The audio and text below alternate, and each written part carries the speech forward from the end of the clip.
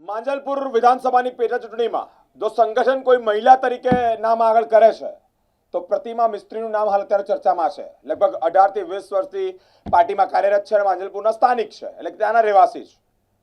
Party કોઈ મહિલાના માથે એટલે કે તેના શિરે જો જવાબદારી સોંપવા ઈચ્છે છે તો માંજલપુર વિધાનસભાની પેટા ચૂંટણીમાં પ્રતિમા મિસ્ત્રીને પણ લાવે તો નવાઈ પામશો નહીં, કારણ કે તેઓએ પણ દાવેદારી નોંધાવી છે અને તેઓએ પણ મીડિયા સમક્ષ પોતાની માહિતી આપી છે.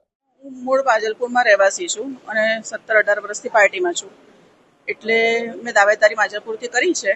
અને નિરીક્ષકો ખાસ એવું પૂછતા નથી કેટલા વર્ષથી પાર્ટીમાં છું અને શું અત્યારે જવાબદારી છે, એ બધું પૂછે છે, બીજું કંઈ નહીં.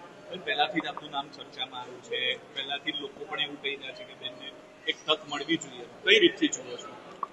હા, એટલે કદાચ એવું હોઈ શકે કે હું ઓબીસીમાંથી આવું છું અને અત્યાર સુધી ત્યાં પટેલ જ હતા, તો કદાચ ઓબીસીનો ચાન્સ લાગે એટલે મારું નામ ચર્ચામાં છે. પણ એ તો મીડિયામાં છે, પાર્ટી તરફથી એવું કશું છે નહીં.